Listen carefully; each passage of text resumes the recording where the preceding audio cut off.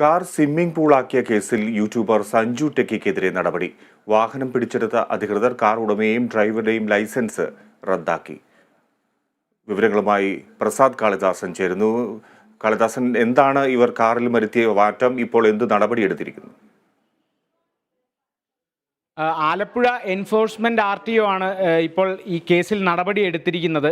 നിലവിൽ 6 വകുപ്പുകളാണ് സഞ്ജുവിനെതിരെ ചുമത്തിയിരിക്കുന്നത്. അതായത് സഫാരി കാറിൽ, സഞ്ജുവിൻ്റെ സഫാരി കാറിൽ ടാർപോളിൻ വിരിച്ച്, ബാക്ക് സീറ്റ് മടക്കി ടാർപോളിൻ വിരിച്ച് അതിൽ വെള്ളം നിറച്ച് ഒരു സ്വിമ്മിംഗ് പൂൾ പോലെ ഉപയോഗിച്ചതിനാണ് ഇപ്പോൾ കേസ്. അത് മാത്രമല്ല, ആ കാറും കൊണ്ട് യാത്ര ചെയ്യുകയും ചെയ്തു.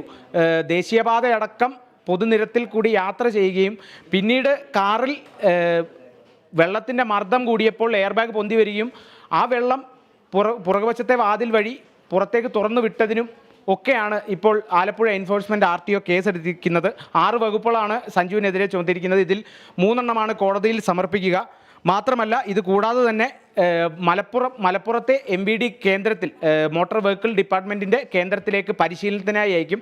മാത്രമല്ല, സർക്കാർ ആശുപത്രിയിൽ ചുമതലയ്ക്ക്, അല്ലെങ്കിൽ സർക്കാർ ആശുപത്രിയിൽ സാമൂഹ്യ സേവനത്തിനും അയക്കും. ഇത്തരത്തിലുള്ള വളരെ നല്ല രീതിയിൽ, അതായത് ആൾക്കാർക്ക് വീണ്ടും കുറ്റം ആവർത്തിക്കാതിരിക്കുന്ന തരത്തിൽ ഉള്ള ചെറിയ ശിക്ഷകളാണ് ഇപ്പോൾ കൊടുത്തിരിക്കുന്നത്. എന്തായാലും 6 വകുപ്പുകൾ ചുമത്തിയിട്ടുണ്ട്. 3 എണ്ണം കോടതിയിൽ സമർപ്പിക്കുകയും ചെയ്യും.